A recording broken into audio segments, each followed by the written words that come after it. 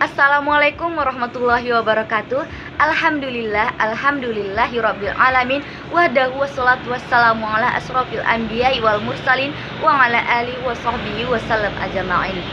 Baiklah, kami dari kelompok 4 mata kuliah Bank dan Lembaga Keuangan dengan dosen pengampu Ibu Elvira Agustina SEIME akan mempresentasikan hasil makalah kami yang berjudul Manajemen Dana Pensiun. Sebelum itu, saya akan memperkenalkan anggota kelompok kami. Yang pertama yaitu saya sendiri, Sofi Anggreni Siagian. Yang kedua, Novida Niasari. Dan yang ketiga yaitu Sari Wahyuni. Baiklah, saya sebagai pemateri pertama akan menjelaskan A. Pengertian dana pensiun. Dana pensiun adalah suatu lembaga atau badan hukum yang mengelola program pensiun yang dimaksudkan untuk memberikan kesejahteraan kepada karyawan suatu perusahaan, terutama yang telah pensiun. B. Tujuan dana pensiun. Tujuan penyelenggaraan program pensiun baik dari kepentingan perusahaan, peserta, dan lembaga pengelola pensiun. Yang pertama yaitu perusahaan. A. Kewajiban moral. B. Loyalitas. C. Kompetisi pasar tenaga kerja. 2. Peserta. A. Rasa aman peserta terhadap masa yang akan datang karena tetap memiliki penghasilan pada saat mereka mencapai usia pensiun.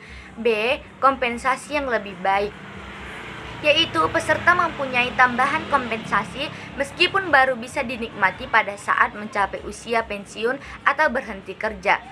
3. Penyelenggaraan dana. Penyelenggaraan dana pensiun. A. Mengelola dana pensiun untuk memperoleh keuntungan. B. Turut membantu dan mendukung program pemerintah. C. Sebagai bakti sosial terhadap para pekerja. C. Sistem pembayaran manfaat.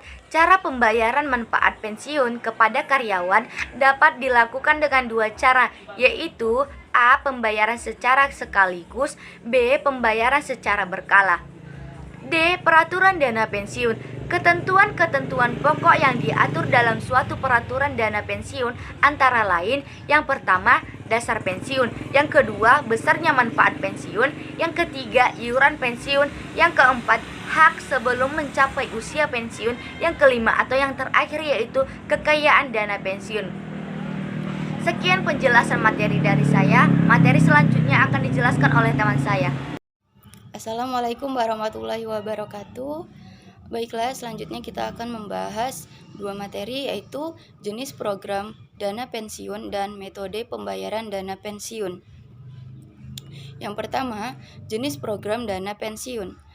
Program pensiun yang umumnya dipakai oleh perusahaan swasta dan perusahaan milik negara ataupun karyawan pemerintah terdiri atas dua jenis program, yaitu program pensiun manfaat pasti dan program pensiun iuran pasti. Yang pertama, program pensiun manfaat pasti, yaitu suatu program pensiun yang memberikan formula tertentu atas manfaat yang akan diterima oleh karyawan pada saat mencapai usia pensiun. Yang kedua, yaitu program pensiun iuran pasti, yaitu suatu program pensiun yang menetapkan besarnya iuran karyawan dan perusahaan atau pemberi kerja. Sedangkan berdasarkan Undang-Undang Nomor 11 Tahun 1992 tentang dana pensiun digolongkan atas dua macam, yaitu dana pensiun pemberi kerja atau DPPK dan dana pensiun lembaga keuangan atau DPLK. Yang selanjutnya kita akan membahas metode pembayaran dana pensiun.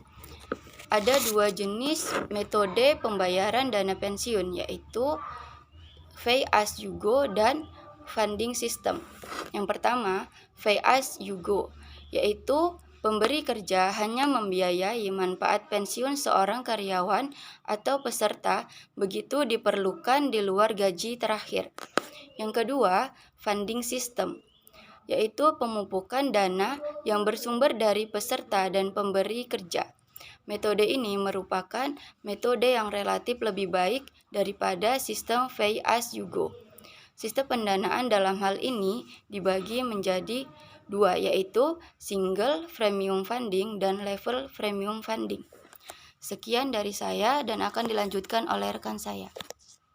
Assalamualaikum warahmatullahi wabarakatuh. Saya Novhidania Sare Harahap. Di sini saya akan menjelaskan dana pensiun syariah. Yang pertama, perkembangan dana pensiun syariah. Secara faktual di Indonesia pada tahun 2001, dana pensiun yang menerapkan prinsip syariah ini baru ada satu, yakni dana pensiun syariah yang dikeluarkan oleh PT Prinsipal Indonesia. Polanya hampir sama dengan pola tabungan. Sementara pada tahun 2007 sudah terdapat beberapa perusahaan yang mengelola dana pensiun syariah, diantaranya Manulife atau Prinsipal Indonesia, Allianz, dan Bank Muamalat Indonesia atau BMI. Yang kedua, kendala pengembangan dana pensiun syariah.